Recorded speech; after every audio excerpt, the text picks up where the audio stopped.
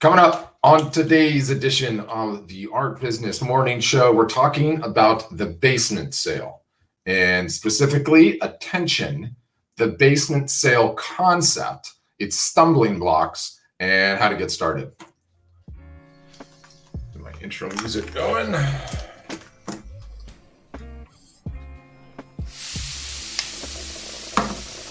All right.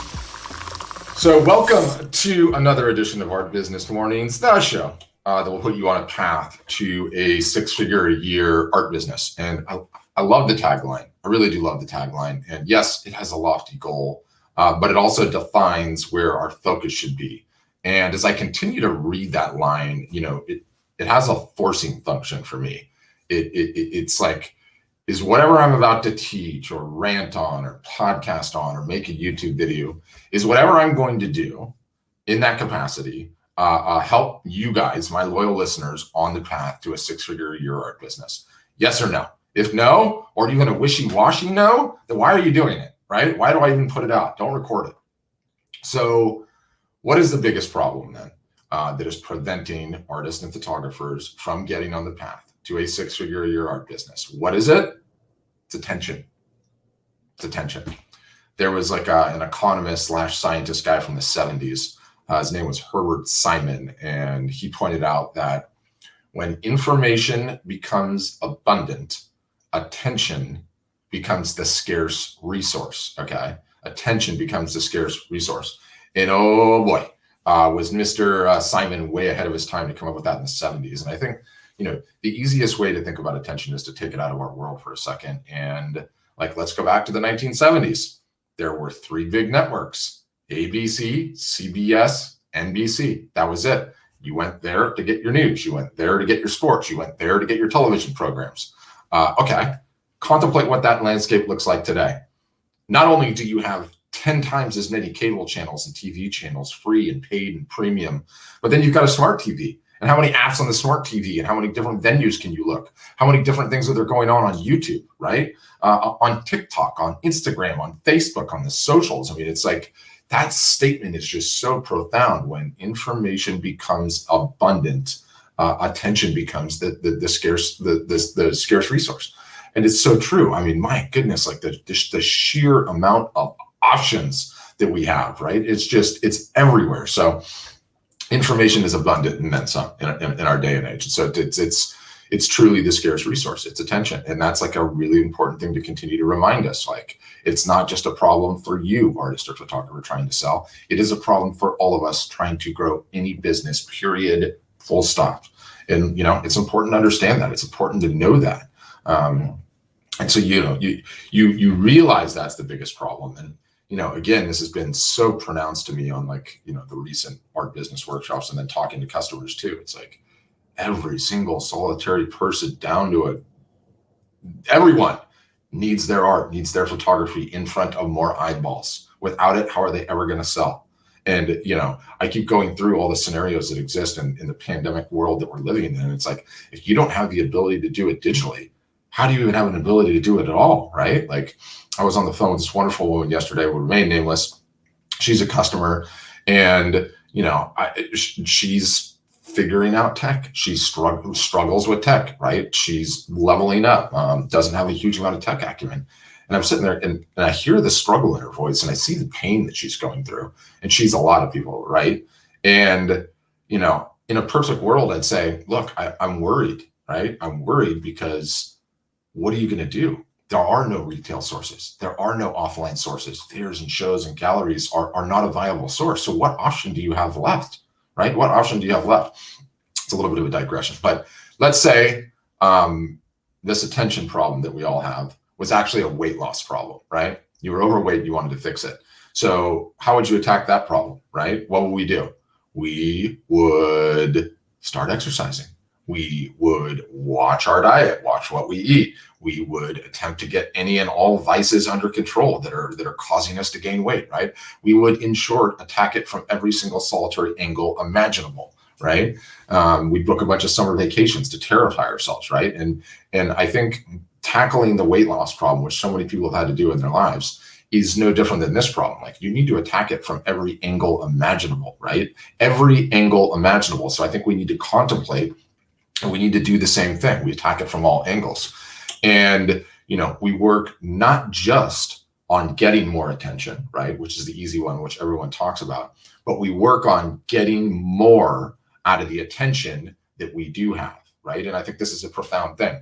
We work on getting more out of the attention that we do have. I mean, why did Art Storefronts as a business spend, you guys wouldn't know this, or if you're not a customer, maybe care, but just listen to the thought process. It was a tremendously difficult thing to do programmatically, to get our software to talk to our merch partner and to integrate so all of these sales can happen without our customers having to carry any inventory. We spent a lot of time, energy, treasure, talent to get that done. Why did we do that? Because merch opens up an entirely new opportunity to get more revenue out of the attention our customers do have, right? If they're just selling originals, or they're just selling commissions, or they're just selling prints, or some combination thereof, that's essentially your store with 3 products in it. Now with the merch, your store has 30 products in it. Stands to reason that if the hardest thing to do is to get somebody to come into your store, it probably makes a ton of sense to be able to sell them more things, to get more out of the attention that you do have, right? And as usual, I went on an analogy. If you're watching this on Instagram, you're not seeing it. If it's on the podcast, you're not seeing it. But I have a giant, on Facebook and on YouTube and Twitter and such, I have a giant pointy cactus behind me, right? And the reason is I was thinking this through. It's like, okay, if attention is water and you're a plant, right? You're a plant. Back in the 1970s, you could be a wonderful flower. You could be an Iceland poppy, and there was plenty of water and you could survive and thrive.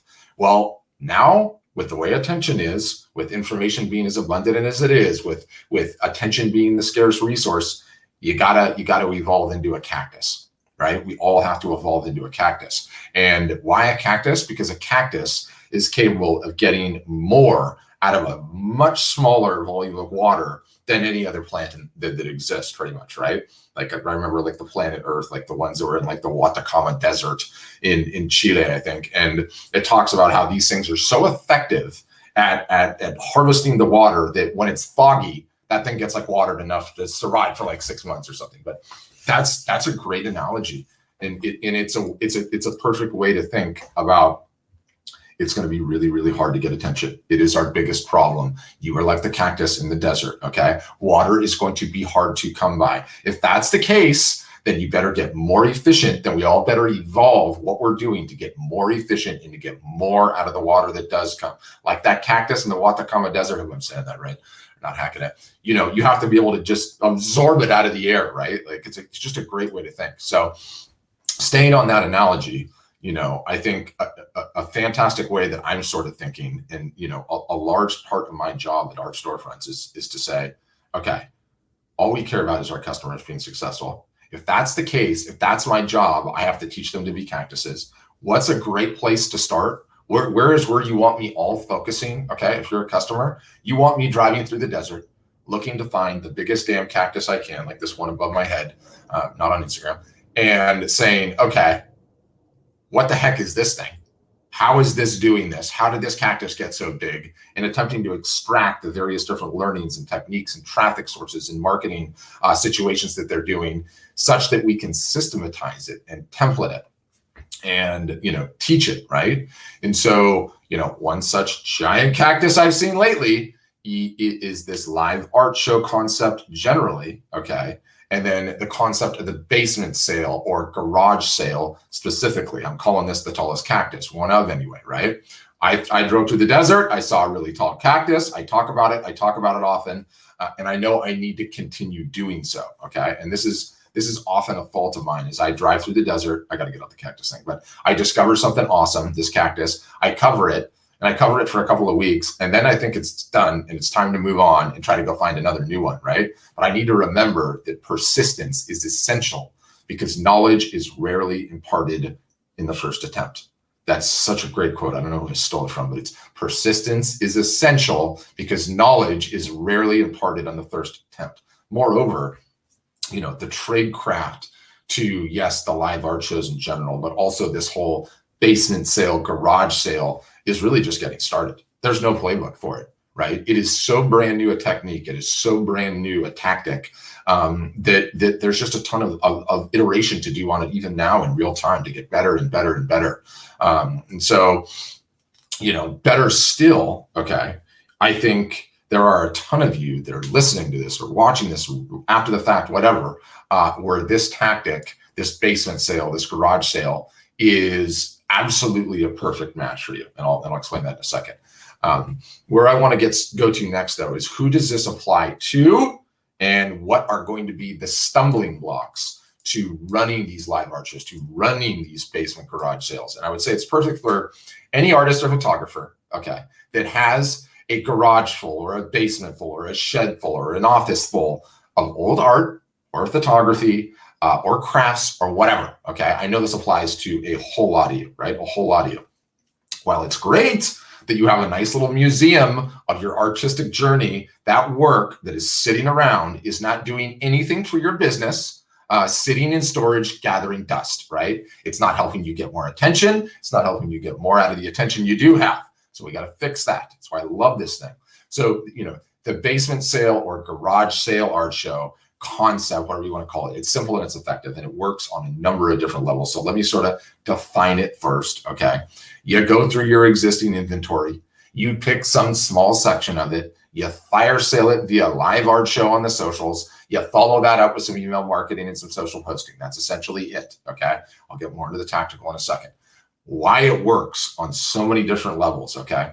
Yes, you need to clear out that old inventory, okay? Your spouse has been yelling at you for years to get rid of that stuff, right? Your mom is calling you and telling you to come pick it up out of the garage, the rest of your high school stuff that you've had there forever. You got to get rid of this stuff, right? You got to move it.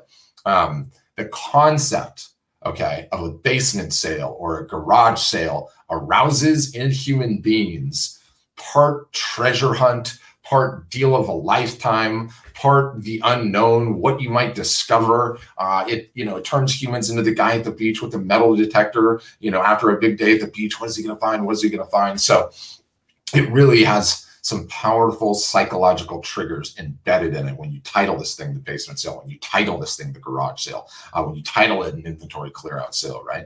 So I think that's a big thing. Yes, it gives you the ability to offer price points on older items that you would never offer on your newest work. That's a good thing. I like price point diversity. It's very important to have that. Many of you do not. You have originals that start at 500 or 750, 1,000. You have nothing lower than that. Well, here's your chance, right? Here's your chance. It gives you the ability, okay, to validate your art. And let me tell you, if you can't sell it in a garage sale, or you can't sell it in a basement sale, blowout, Houston, we have a problem. Okay, we'll get back into that in a second, but we have a problem. So it gives you this opportunity to validate your art, which many of you need to do. I talk to people week in, week out that need to validate their art, right? So this is a big one. Yes, it is a way to creatively market your art, right? There's not a lot of people that are doing this. There's not a lot of people that are talking about it. So there is an arbitrage if you can get in and start doing it now. Yes, it leverages the technology du jour, okay? The latest and greatest way to sell art. So it will force you to get more comfortable on camera. It will force you to learn to talk about your work and to sell your work, many of which you're not comfortable with. It will force you to merchandise. Artists suck at merchandising. So, there's so many reasons why this is just like a great thing. I could go on and on, but especially as I sort of alluded to earlier, like, the fact that we're still in these pandemic times, the fact that these pandemic times do not look to be abating anytime soon, what other options do you have? What other options do you have, right? It's like that wonderful lady that was on the phone with. Like, I feel for her, and I'm bummed that she needs to learn some technology, and I know it's going to be hair pulling, and I know it's going to be frustrating, but what is the alternative? The only alternative is to wait until the shows and fairs come back, or to wait until hopefully these galleries open back up, and who knows when that's going to happen. Right? Like, you got mouths to feed. So I think it's very important on a whole bunch of different levels. So I think all of those reasons, it really excites me. But there are some stumbling blocks that people run into anytime that I suggest this or anytime that I teach this.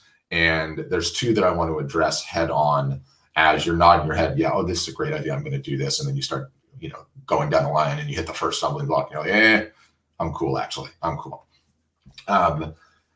There's a great book. You ever heard about it? I don't know if you have or you haven't. It's called The Life-Changing Magic of Tidying Up by Marie Kondo. Okay. And I think it's a book, it's a website, it's a TV show. I mean, this lady's got an empire at this juncture, but she is a Japanese lady that has figured out essentially the best system on how to declutter your life, declutter your house, clean up your stuff, right? And when I accept, why do I bring this up, right? When I bring this up, and by the way, it's like a seminal work by this woman, and there are so many marketers that I respect that actually apply her tidying up mentality, her system, to how they look at various aspects of their digital marketing. So it applies like way further than anything else. But anyway, digress. Why am I bringing this up? I'm bringing this up, okay, because the minute that we talk about the basement sale, all right, this is the first obstacle I encounter, especially when I'm recommending, hey, you got to get rid of this stuff at fire sale prices, okay? So let me talk about Marie Kondo. In some of these television clips that I see, she's essentially, Marie knocks on your door, okay? And she's like, all right, we're going to start tidying your house up room by room. We're going to start in the closet. And it's her and this other person in the closet, and a bunch of things have come out of the closet and they're sitting on the bed, like a huge pile on the bed, right? And Marie is like, okay, which ones are we donating to charity? Which ones no longer bring you joy? And it's like World War III in there. Like, this person is so latched onto these garments, many of which they have worn in years, right? They're like crying because they have such emotional relationships with them. And Marie is like, no, that one's gone. That one's gone. That one's gone. They keep going into the donation pile. Like, that one's gone. And these people are literally like, some of them are crying. They're crying because they're having to give up these garments. I know a great many of you will feel that way about this art, about your creations, about your little babies. So if you're in that camp, don't worry, got you covered. Go to Amazon, buy this lady's book. You'll love it. It's fantastic. It'll help. That's stumbling block number one. Stumbling block number two, I've got to quote Picasso. I've been hot on that one. And he was rendering some advice to a fellow artist that had some drawings and was asking, how should I go about selling them? And Picasso said, don't price them, and I quote, don't price them too high. What matters is that you sell a large number of them. Your drawings must go out into the world. It's profound. Your drawings must go out into the world. He has like a follow-up quote that I couldn't find, so I can't reference it directly. But, early on, I did not command high prices, but all of my work sold. All of my work sold, right? And I look at that quote and it's like, it's just genius level. It's just genius level, because what he's essentially saying is, if it's not selling, you have a problem, okay? The work has to sell. If it's not selling now, it's not going to sell 15 years from now. There's zero reason to keep it in your basement, right? Potentially could, but the takeaway, okay? The takeaway is you've got to sell it. You've got to sell it. You've got to get these drawings out into the world. You've got to get this work out into the world. So step one is you have to try this, right? You have to try it. Step two, if it does not sell, you have to sort what the real problem is. And it could be, you price it low, you're willing to let it go, and you sell it. If not, you price it lower. I am not saying give it away for free. This would be step one. But I am saying, if you're giving it away at the cost of the canvas, okay, then let's give it away at the cost of the canvas, right? You have to sell it. The work has to move. If it doesn't, then we know you either have one or two problems. Problem number one is you did not have enough attention to even get the work in front of to be able to sell anything.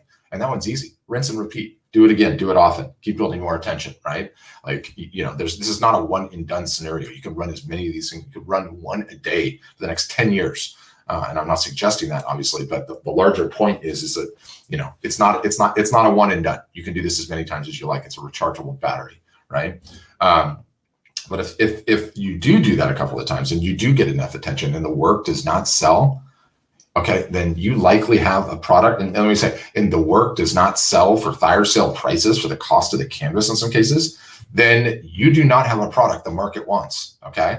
I'm not saying you're a crappy artist. I'm not saying you're a crappy photographer. The market is telling you that you have a product that they do not want to buy, that they are not willing to exchange dollars for, in which case that's really valid feedback. Fantastic. You could have spent another 3 years trying to work on marketing that work and not realizing that. So it's great in that capacity. You need to start pivoting.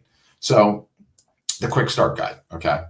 You select the inventory you want to move, right? Do not overthink it. Start with 15 pieces tops. It can be as few as 5, right? Start with whatever platform that you have the most attention on. It could be you have more attention on Facebook, or you have more attention on Instagram, or you have neither, and you have a small email list. Okay, well, you can use Zoom, right? You announce the fact that you're having a sale, call it a basement sale or a garage sale, or an inventory clear out sale. All pieces must go.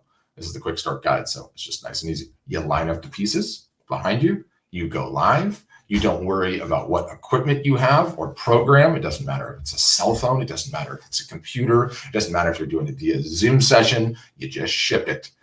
You do the show, right? You price the work to move. You let folks know no reasonable offer will be refused. I'm going to repeat that one. No reasonable offer will be refused. You let people know they can pay you via PayPal, via Venmo, a check. You remove any and all friction from the entire process as you can, okay? You promote the different pieces from the show after the fact. Still available. Post it on the socials. Let them know one at a time. Keep the show relevant, right? When a piece does sell, you let people know this piece just sold. Congrats to its new owner, such and such. Just to let you know, there's some that are still available, right? You make that entire effort, and that's it. That's it. Ready, set, go. But Patrick, wait. I still have a question about this or that or the other thing. What do I do here? What about this? You have questions. Okay, I get it. Would it be helpful then for me to post a complete live art show, a basement sales show from start to finish? Fantastic. Wherever you're watching this, YouTube in the description, Facebook in the post, podcast in the show notes, Instagram your host. You can't post links there, so just search YouTube for the basement sale. You'll get to see a basement sale that went from start to finish, and you can attempt to reverse engineer the trade craft. You can see how informal it was. You can see how the old work, right, and what it was.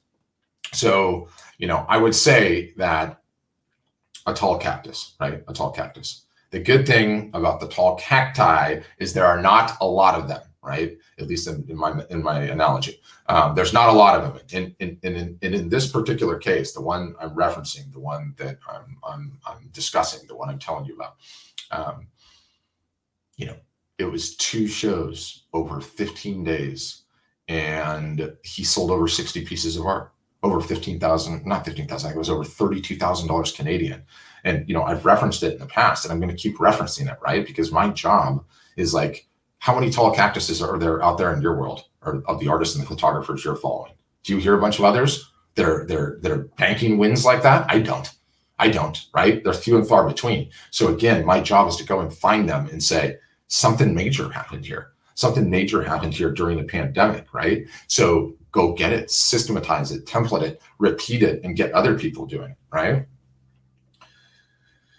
Okay, and someone's asking, doesn't that devalue your art when you're offering it at the cost of the canvas? No, it does not devalue the art. Like, you're having a basement sale, you're clearing out old inventory. You let people know you're clearing out old inventory. You make a differentiation between the old inventory and the new inventory, and you've got to move it. You've got to sell the pieces. If they're not moving, they're not going to move it any other time. Take a shot at moving them.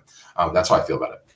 So again, if the attention is water, we all need to learn to be like the cacti, right? To be able to get as much out of the limited water that is available. And that's never going to stop. That is not going to stop until we get out of this age of abundant information, abundant different media sources. So step 1, become a cacti. Step 2, ideally become a tall one. You can take your time becoming the tall one. We all will, right? So on that note, thanks for listening. And as always, have a great day. All right, YouTube, thanks for watching my video on the basement sale, on the tallest cactus, right? What do you think? Do you like the idea? Do you like the concept? I'm dying to know. I want you to leave me a question in the comments below. I read every one and I'll respond. Also, do you think it cheapens your work? Do you think it'll cheapen your work and lower the perceived value of your work? That was the number one comment that I got in terms of pushback after just finishing that. So let me know what you think on that. I'm not saying I have all the answers. I'm just saying that this thing is a really tall cactus. I also encourage you guys to really subscribe. There'll be some motion graphics down here that explain how you can do that. You subscribe, you won't miss the live broadcast. You'll always know when there's a new one. You can decide whether or not you want to watch it. You can come on and leave comments live for everything that we do live. And then lastly, if you're not a customer and you're out there and you want to ask me questions live, you can do that. Myself and my marketing team run 3 art business workshops on a week, Monday, Wednesday, Friday. And you can certainly opt into one of those. Come on a Zoom session. It's free. Come get your questions asked. Come yell at me that a basement show is a good and or not good idea. And I highly encourage you to check the show out. That'll be in the show notes below. And thanks again for watching. Then have a great day.